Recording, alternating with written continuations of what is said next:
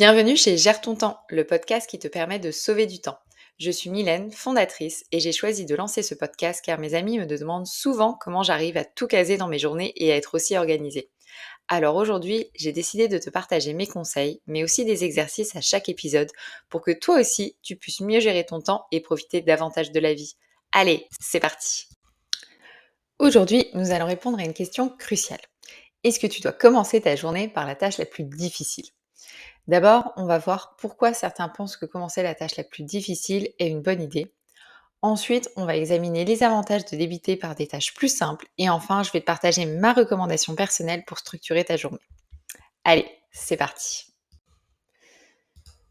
Pour beaucoup de gens, attaquer la tâche la plus difficile en premier est une stratégie gagnante. Pourquoi? Parce que déjà le matin, on est souvent à notre pic de productivité en termes de concentration et d'énergie. Brian Tracy appelle ça manger la grenouille dans son livre Eat That Frog. L'idée, c'est d'abord de commencer par faire ce qui te rebute le plus. En commençant par la tâche la plus ardue, tu vas éviter de procrastiner et tu vas te débarrasser d'un poids mental. Une fois cette tâche accomplie, tu ressens un sentiment d'accomplissement qui va booster ta motivation pour le reste de la journée. Prenons un exemple concret. Imagine que tu as un rapport complexe à rédiger, parce que je suis sûre que ça t'arrive. C'est une tâche que tu redoutes et qui va nécessiter beaucoup de concentration. Si tu l'as fait en premier, tu vas utiliser ton énergie et ta concentration matinale pour t'attaquer à ce gros morceau. Une fois le rapport terminé, tu vas te sentir soulagé et prêt à affronter les autres tâches de la journée. Tu seras beaucoup plus serein. De plus, accomplir cette tâche difficile en premier te donne un sentiment de maîtrise et de contrôle.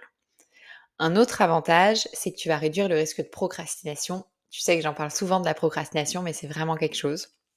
Parce que plus tu vas repousser une tâche difficile, plus il va te sembler insurmontable. En la réalisant en premier, tu vas éliminer cette anxiété et libérer ton esprit pour te concentrer sur d'autres choses. C'est une méthode qui est particulièrement efficace pour ceux qui ont tendance à procrastiner ou qui se sentent submergés par leurs responsabilités.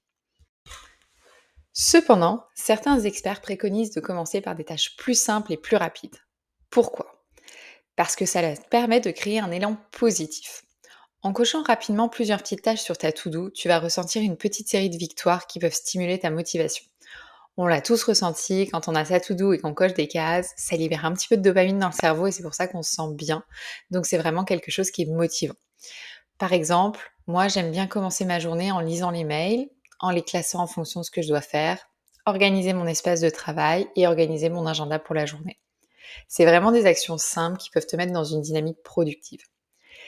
Cette méthode est particulièrement utile si tu te sens un peu groggy le matin et que tu as besoin de quelques minutes pour te mettre en route. En commençant par des tâches simples, tu rentres progressivement dans ton rythme de travail et ces petites tâches vont te donner un sentiment d'accomplissement rapide et te mettre dans une dynamique positive pour le reste de la journée.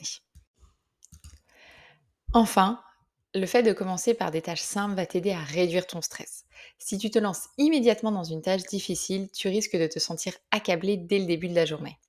En revanche, accomplir d'abord des tâches simples te permet de te sentir productif et d'aborder les tâches plus complexes avec un esprit plus détendu.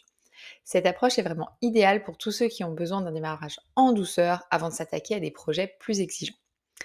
Dans cette dernière partie, je vais te partager ma recommandation. Pour trouver un équilibre, voilà ce que je te recommande. Commence ta journée par une tâche plaisir qui va te motiver. Pour moi, ça doit vraiment être quelque chose que tu aimes faire et qui va pas te prendre beaucoup de temps. Ensuite, attaque-toi à la fameuse grenouille, cette tâche difficile qui te pèse. Une fois cette tâche accomplie, récompense-toi en effectuant une autre tâche plaisir. Une alternance entre tâches difficiles et tâches plaisantes va te permettre de maintenir un niveau de motivation élevé tout au long de la journée.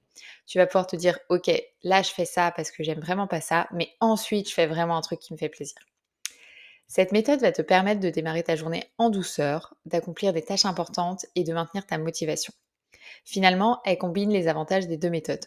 Te sentir bien dès le matin et avancer efficacement sur tes objectifs. En intégrant des pauses plaisantes, tu vas ainsi éviter l'épuisement et rester productif. C'est le moment de l'exercice du jour. Pour découvrir quelle méthode te convient le mieux, voilà ce que tu vas faire. Demain matin, tu commences ta journée par la tâche la plus difficile de ta liste. Ensuite, note comment tu te sens. Est-ce que tu es soulagé, motivé, productif ou au contraire ça t'a angoissé puis ça a mangé toute ta doudou. Le jour suivant, démarre sur les tâches les plus simples et les plus rapides. Coche toutes celles que tu dois faire. Ensuite, mange la grenouille et observe ton niveau de motivation et de productivité au long de la journée. Et enfin, troisième jour, essaye ma recommandation. Alterne des tâches plaisantes et des tâches difficiles. Tu pourras ensuite comparer les trois expériences pour déterminer laquelle te convient le mieux. Il n'y a pas de réponse universelle. C'est à toi de trouver ce qui fonctionne le mieux pour toi. Récapitulons. Tâche plaisir, tâche difficile et enfin tâche plaisir. Démarre pour ta productivité, ça va être vraiment top. Ce podcast touche à sa fin. Si tu as trouvé ces conseils utiles, n'hésite pas à laisser 5 étoiles et à t'abonner pour ne pas manquer les prochains épisodes. Rejoins également mon infolette pour recevoir chaque semaine un livre et un conseil sur la gestion du temps. À bientôt pour de nouveaux conseils.